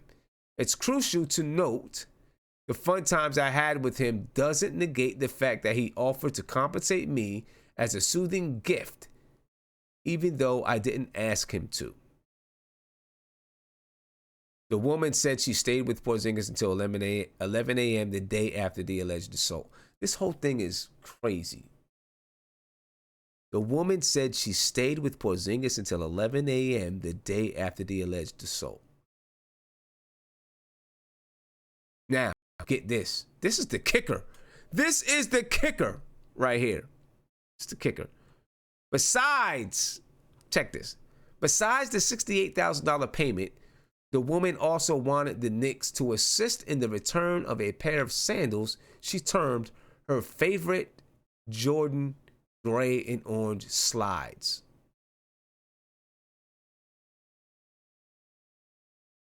She wanted the slides back. She should have put that in the contract. Yes. She also had texted Porzingis for the return of the shoes, and he acknowledged she left them in his apartment. So there you go, folks. That is the, I don't know, man. It's something crazy, you know. It's definitely something crazy. Whatever's going on there, listen, I don't know what to think about the whole thing. I don't know what to think about the whole thing. She's either she's crazy and she's trying to extort KP, or KP did it. It's the only, I don't know, is there anything even in between? I guess maybe there is something in between. It's all gonna come out somehow. It's all gonna come out somehow, some way. Let's talk to the guys in the chat. See what they're thinking right now. I feel like I know what I'm gonna get from some of these guys, but let's talk about it anyway. All right? I want to know where these guys' heads at, and I'm gonna come to Mark first because that's his boy. Mark, I'm coming to you, my man. I'm coming to you because that's your boy. That's your boy. So I want to know what you're thinking about this right now. All right. First thing I want to ask you, how you gonna feel if Kristaps Porzingis really said those things? What's up, Mark? If KP really said that, how you gonna feel, man? That's your boy. That could be a possibility. You know, like I don't know these people, so it could be a possibility. It could be a possibility. I'm not gonna say it's not, because there's people in this world that we live today that say things like that. They also do it when they're having sex, use it as role play. I don't know. It could be used in so many ways, but I don't know. It could be said, and it could be said, because you have a lot of sick people out here. So I just want to state that. But Sim, not to be funny, this is not even a funny moment, but this sounds like a girl that was so in love with KP, and I think KP just tossed it to the side, personally. It sounds like it could be that too. Sounds like it could be that. Sounds like she sound obsessed. She sound obsessed. And let me tell you something. If a girl is being raped, right, you don't call the Knicks office. And when she said, I didn't want to call the cops because I'm a Knicks fan. If you're raped as a woman, all that goes out the door. All of that. There's too many stories in this one whole thing. It's hard to believe. But if he said those things, I would be highly upset, and it would be very hard for him to stay in the league, because the black athletes will come after him. Yeah. Even I would really feel bad for him if he didn't. Even if he didn't rape her, but it comes out that he actually did say those things, it's gonna be tough for him. That's gonna be tough for him. Real tough for him in the league. Yeah, but you know why it's so crazy, it's so iffy with the calling words and stuff like that, because the way the world is so much pornographic being shown. You're right. That people be experimenting life now. So people might like that stuff. You don't know what women like the most sickest stuff. So it could also that she could want it. She could have wanted that at the moment, but it could also be, what something he probably done in the past. So it's iffy. I'm not saying I agree with it, but things in this world is just too much that it could go both sides. Now, if it was a couple of years ago in the 90s where the internet wasn't so exposed, I'd probably say he said that. But the world is too exposed to actually believe it on a dime like that, the way this story is turning out. Yeah. She just sounds too obsessed with him. Wild. I think it's a wild story. Because money. Let me, bro, especially a black female getting raped. And that's black female first they doing is taking you down. Black women don't play like that. Yeah. Black women don't play like that. I have a mother that's black. They don't play like that. But I mean, that's the truth. That's the truth. You don't know, like where she came from or what kind of lifestyle she was brought up in. But I feel you. I definitely hold on. So did that report say she came to his house 2 a.m. for an autograph? See, there's mixing things in that same report. There are. It says that like she says she went to his house for an autograph at 2 a.m. She knew she didn't go for an autograph. Okay, let's put it like that. Sam, but hold up. Porzingis better have. But hold up, wait a minute. Yeah, go but ahead. Then there's also, so she's saying she went to his room for an autograph, but in the text that they have, KP or invites her to the room where she says she took him up on the invite. Either way, both of them knew that they were going there for. They knew what they was going for. You know what I'm saying? They knew what was happening. You know what? But did it happen? KP probably. Yeah, I mean, they knew what they was going for, but did it happen in a way? Was it rape? You know what I'm saying? Because all it takes is for her to be like, I'm not uncomfortable. I'm uncomfortable right now. We're not doing this, and then bam. And he continues to go. And you know what's so crazy? It's crazy, man. It's wild. You know what's so crazy? Because he lives in the prestigious, the Hit Factory? Uh-huh. In New York? He lives in a prestigious building. If she got raped that night, there's no way that she would. If she got raped, she'd have went right downstairs and told security down there. There's no way she'd have kept that to herself. She sounds like it's just all over the place. And yo, honestly, KP probably had the reality stone because isn't that the same night that he got hurt, the ACL injury? Yeah. He got hurt that night, and then you talk about the 7th, the next. Yeah, he probably had the reality stone. He probably had the reality stone saying that he put himself, he wasn't injured. Because I just can't believe this story truly. I just can't. I can't. It sounded like it's extortion, but everything is not out yet.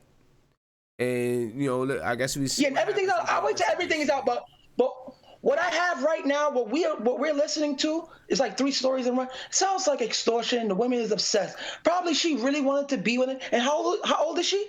I think 28, something like that. I think it said 20. Oh, she cares. So it's. Yeah, she probably wanted a real relationship because women at that age tend to look for men at that time to settle down, and he's a meal ticket, as they will call a person like that. So it's just hard to believe. Now, if the Texas, if we can see the Texas of what he said that has something to do with our story, then it's a different scenario. Well, how he say, she say, man. Listen, man. ESPN got this happened to Dirk. ESPN, they have text messages. Huh? The ESPN has some of the text messages. Okay, until they expose it, then I will believe her. But other than that, man, this sound like a scorned woman not scorned woman, an obsessed woman that wanted to be with him. Yeah. Because he's a cash cow. Go ahead, Ant.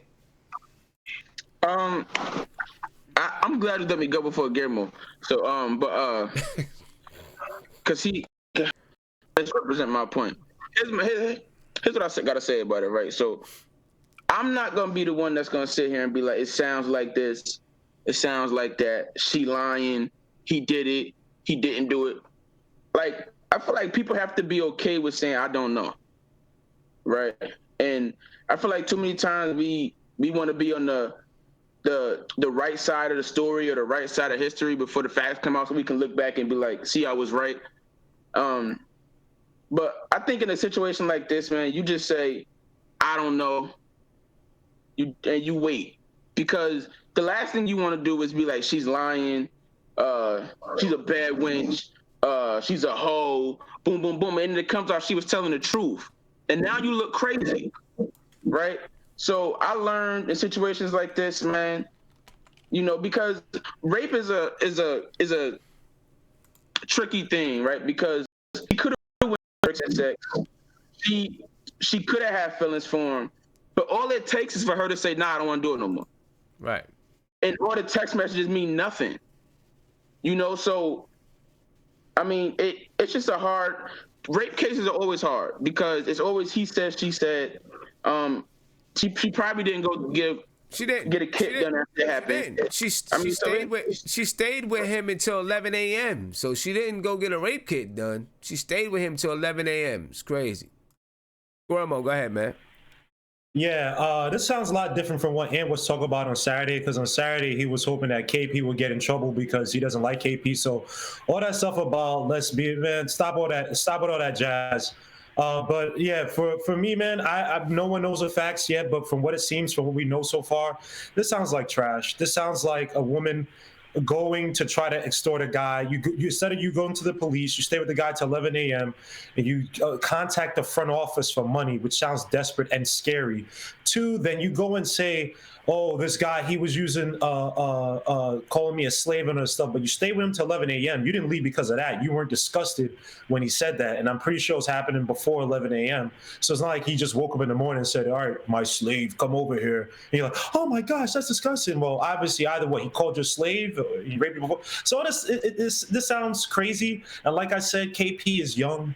And people talk about, oh, the NBA's not going to do anything, man. Look, KP, he's fine. He wasn't saying the N-word. He's not some raging MAGA guy. The NBA, this is the same NBA that when Donald Sterling was doing all that trash with the Clippers, they could have boycotted a playoff game, which would have sent a huge message to the league, like, yo, we honor or whatever our blackness, our culture over or soccer culture over money, and they didn't. So all that stuff about play, no one's gonna do anything, especially in the soft league. No one's gonna do it. He's fine. He just has to make some apology, donate to some Black Lives Matter group, and he'd be fine. Like all that stuff about the players. Man. I don't know. I mean, what's gonna happen to him? First of all, look, if this guy gets convicted of rape, like I said, I'm not for it. Like, I want him to be in prison. I don't want him to get away with it. But this story right now, Sim, I'm sorry, it sounds like a woman scorned from what we know in the text messages. And I believe, Sim, I'm not sure if you read it, but I think the NBA or whatever came out with a statement, or the NBA something, or blah, I was reading earlier today. They came out with a message saying that they looked into this. And based on like the text messaging and the back and forth, like the lady won a relationship, and we didn't think that it was, a rape situation, whatever. It just seemed like a lady that was trying to, get with KP.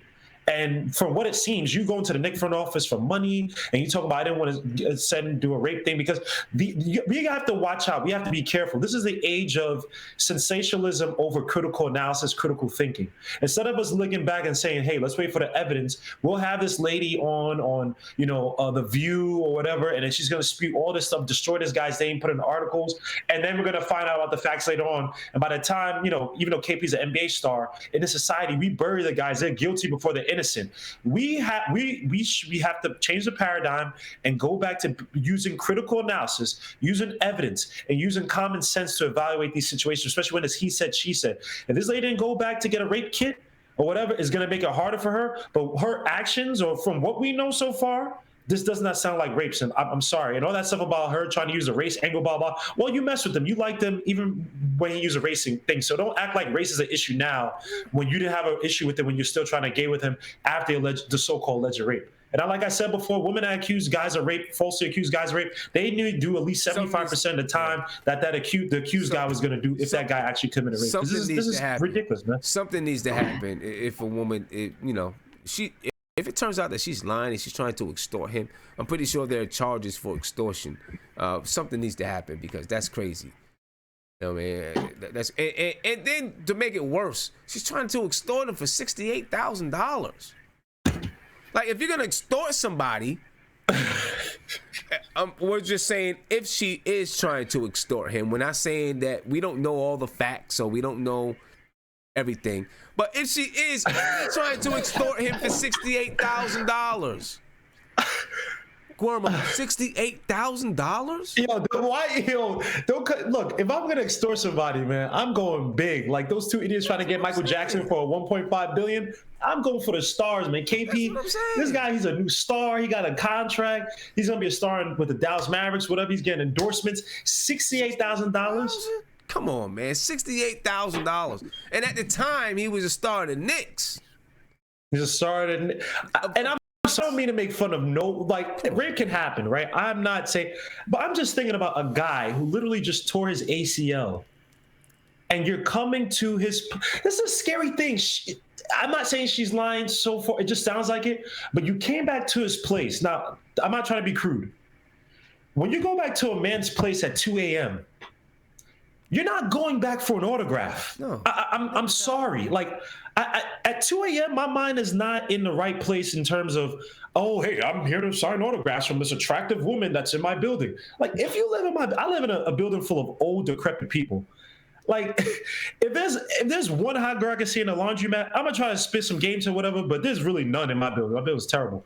But if I'm KP, like, come on, son. Like, come on. 2 a.m. You going back for an autograph? Really? Come on, Sim. Why? Like, yeah, that's what I'm saying. I mean, it's crazy. I don't know. Anyway, that's where we are right now. I'm looking in the chat. Somebody said he could use that $68,000 right now. I feel you, my man. You could use that $68,000. Somebody said, maybe she's already rich. If she's already rich, then why don't she go ahead and pay for her brother's college tuition? You know what I mean? If that's the case, I don't know. We're gonna see how everything turns out. You know what I mean? We're gonna see how everything turns out. I'm sure in the coming days, there's gonna be more and more information coming out about this entire thing. It's crazy though. It's crazy. KP. I wonder what would have happened if KP and Derrick Rose played together for longer than just a couple of months, you know, they might have hooked up and who knows what would have happened. You know what I'm saying? Derrick Rose and KP together and start going out in New York City together, Guillermo. Come on, Sam. Why would you do that? What's going to happen? Trying to make it seem I'm glad it's double dragon. Like it's just two basketball players looking to rate. Come on, look, man. It is a good thing that KP and Derrick Rose didn't become friends, because come on, Sam. Who knows what would have happened on that jump? I ain't gonna. Yo, Sim got jokes, man. Oh no, man. That might have been bad news. Bad news, man. It's a rough one. Anyway. You guys are bugged out, man. I'm about to get up out of here, man. It's what time is it? It's 12:40 in the morning. I got to get up early and take my daughter to school. Let me get some last words. Hold up. I think this is Isaiah trying to jump back into the chat. Is Isaiah woke up? It's a rough one. Look at he's watching. Look at this guy. I don't know what Isaiah's doing, man. What's Isaiah's doing? I was watching porn. He probably was. Yeah. Look at his face. You see how quick he moved the screen before Isaiah got back on? Yeah, I saw two booty cheeks, Isaiah. What was that, man? He moved the screen mad quick, like, mad quick, son. His eyes opened mad wide when it came back to him, man. Isaiah, what's good, man? What's up? First of all, I wasn't doing that. Let's get that clear. Listen, I know you're watching NBA. I saw that. I'm watching NBA, man. Stop. What's up, man?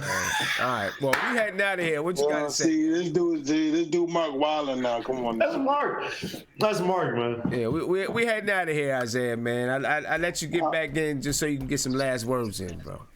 Oh, I'm going first. Yeah, yes, sir. All right, well, we got the elitists in the building tonight. I like arguing. Listen, I like arguing with my brother Guillermo, man. He was completely wrong about Zion, but I'll take the crown. He's the donkey of the night. Shout out to Ant.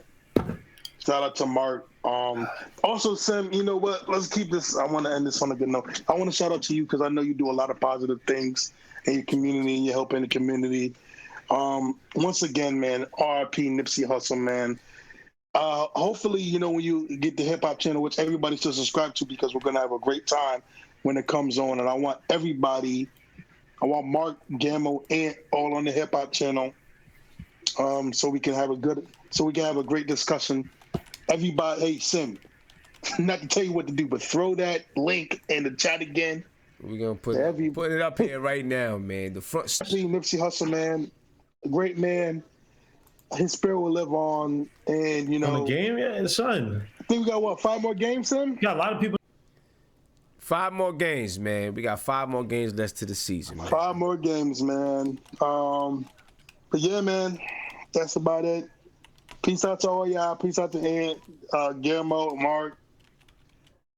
I'm about to go to bed, and I'm tired. All right, man. Y'all wildin'. They wildin' in here, son. You got to get them. They wildin'. I don't know what they're saying, but all right, go ahead, man. All right, man. All right, peace.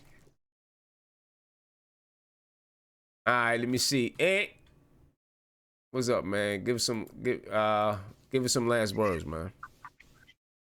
Bro, I just got to clear something up, man. All right. Guillermo said something crazy. He said, I want KP because I don't. That's crazy. He said what? He said, I want KP punished because I don't like him. Yeah. I don't want KP punished if he didn't do it. We were making jokes yesterday in the chat. We were talking about 30 for 30 going to be from MSG to Rikers, talking about deport him. They were jokes, man. We were getting them. But in reality, you don't want anybody that's innocent to be punished for something that they're not guilty of. So we want the due process to be done, but I don't like planting flags this early, man. I think it's a bad practice to plant flags this early because everything that comes out through the media, on any situation, and I think it's a part of our culture now where we react so much to everything that comes out in the media, and we plant our flags too early, man, and we don't allow full things to play out. So, you know, it's a practice I do. I don't plant my flag until I get all the facts. So I hope he didn't do it. I hope she's lying. But, you know, off of that, man, Zion is legit. We getting KD and Kyrie. Next year's gonna be great. We got to endure for the next 7 more games. How much games? We got 5 more games. And good times are coming, man. But just be careful, man. Don't go out there calling people liars and all of this. Let the facts come out, and don't make decisions with your emotions, because that's when you get yourself in trouble. And that's from the guru, Aunt G. Guillermo, take your time, man. Breathe. Guillermo, breathe. Guillermo, breathe. Mark, use your noggin, man. Don't say crazy stuff. But I don't have nothing else to say, man. But to the chat, Guillermo gonna say some crazy. Well, I'm gonna be on that hip hop channel too, man. It's gonna be some good conversation. So, yeah, shout out. All right, no doubt, man. It's coming soon too. Ace. Yes. All right, Mark, it's on you, bro.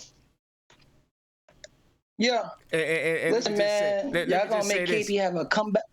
Let me just say this. I didn't mean, you know, What'd you say? Let me just say this before you get started. I seen some people, you know, was like, it's not funny to talk about the D-Rose and KP. You know, I'm not making funny of anyone getting raped.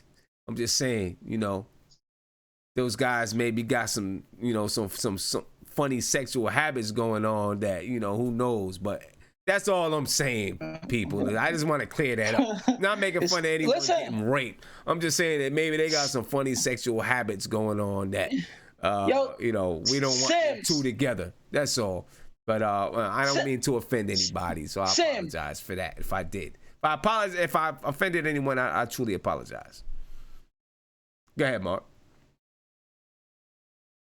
Listen, I'm a. Do you see this world? Do you see what Instagram is? Instagram is a porn site, bro. Anything can happen. Anything could be said. Anything can be happen. Sex is too exposed nowadays. So it's hard to believe people when it comes to stuff like this, man. It's too much things going down in this world that is unacceptable. No one's saying that, the things that Aunt G was saying. No one said that we was agreeing with the story. We said we don't know. But when you read the story, it sounds iffy. Yeah. It just sounds iffy, bro. It sounds like extortion. Now, if as a guy, if you had any type of woman that was obsessed with you, they will go to levels. They will go to levels to do things to get what they want. Sound like a lot of gullible people in this chat. That's just life. That's just how it is. Yeah, it could be true. If it's true, I can't defend that, and I'm not defending Porzingis. I'm elaborating on what the story sounds like, and it just sounds like extortion, man. Because if you're gonna attack the money, why is 68,000 even thought about a guy that's a star in New York? Man. She could get way more than that. Yeah. No one comes with an estimate of $68,000. Never. All right, well, never. Take us out of here, Mark. Man, give us some last words, man. Take us out of here. Yeah, but after all this, my son gonna have a strong comeback in the league, man. I'm making my son more stronger. So you know, good night, Sim. Sim, don't feel bad. Don't feel bad because listen, this world is creepy, man. I tell people, protect your daughters, protect your son, protect your health, man. For real. Because it's sick out here. Real talk. No doubt. All right, man. Peace. And I seen somebody ask about when the first episode of the Hip Hop channel is coming out. I don't have an exact date yet. I'm definitely going to let you know when it comes out. You know what I'm saying? We're just trying to get people to go ahead and subscribe so that way, you know, you have it, you know, you're already subscribed. But I'm definitely going to let you know when the first episode is going to come out. And, you know, with this channel, basically the whole idea of the channel is if you know what a stoop is, you know what I'm saying? That, you know, if you got a brownstone, you got a couple of steps on the brownstone, you know, maybe you got 10 or who knows, you know. But anyway, people like to sit on the front stoop and talk, have conversations that go all over the place. You know what I'm saying? And just have good conversations. That's what the concept of the channel is about. You know what I mean? Just having good conversations. We'll have a few topics, but if it flows, it flows. You know what I'm saying? Wherever it flows to, that's where it goes to. We're going to talk about it. Then we'll bring it back to, you know, some of the main topics. But it's going to be surrounded around hip-hop. But hip-hop covers all corners. You know what I'm saying? It covers everything. So it's going to be it's going to be a dope channel. I got some things in store for the channel. But we're going to get the Guermo to take us out for the night. Yeah, man. You got some last words, man? Yeah, man. Like I said, man, I like Zion, man, but just be very, just be wary of his game, man. And look, I hope he proves me wrong. I love to see Zion do well, man. I love when these young kids come in the league and do well. But I think the most important thing, like I said, Dwayne Wade, that should be a wake-up call to these young Knicks, man. You know, this is your careers out here. It's integrity. Dwayne Wade played, you know, this guy used to play with literally injuries up the wazoo, body broken and everything, and he still tried to give his all to his team. And in some years he succeeded, some years, you know, came short. But you're talking about a guy who was leading his team to 50-plus wins, 60-plus wins or whatever, literally playing hurt and by himself. Like, you know, I look at that guy, he's a true ultimate alpha leader. And when other guys came who were more talented probably, but not as strong mentally, he came in and he changed his game to fit them, to get the best out of them. So that should be a message to Moutier, DSJ, all these guys who want to think about going to the club, want to think about Instagram likes, want to think about the little check, not little, but the checks they get. They need to take that as a wake-up call to be like, damn, man, if Dwayne Wade is doing that to me, he's playing us like that, then, like I said, I might be in a league, but I'm not in his league. So step up your damn game, Knicks. I mean, it's embarrassing that Dwayne Wade is giving jerseys to random guys on a bench, rookies and stuff, but he comes to the Knicks. He doesn't want to do this. So mecca of basketball. So shout out to you, man. I'll be there at the front shop stoop channel. You got, I think I'm gonna click on the link right now, but yeah, man, I'll see you guys later, man. Peace. All right, no doubt, man. Appreciate it. Peace, man. And here we go, Knicks fans. And look, there's no graphics or anything up yet. We're working on the graphics, but I plan on going live next week at the latest. At the latest, I plan on going and having the first show next week. So, you know, look out for it. Look forward to it. You know what I mean? And it's definitely gonna be fun. My last words for tonight. A lot of stuff going on, man. I hope that KP didn't say the things that he said. That would truly disappoint me. I hope this whole thing with KP and this whatever's going on with this woman, you know, I hope that KP did not do it. If he did do it, I hope that the woman gets the help that she needs and deserves, and KP gets what is coming to him. You know what I mean? I also want to say once again, rest in peace to Nipsey Hussle. And, you know, just, you know, people just think about things that's going down in our country, man, because there's a lot of things happening in our country that's not cool. And it's causing a lot of pain to a lot of people and a lot of families. You know, and like Margaret's saying, yeah, you got to protect your family. And it's like nowadays you got to protect your family a little bit more than you did maybe 10 years ago.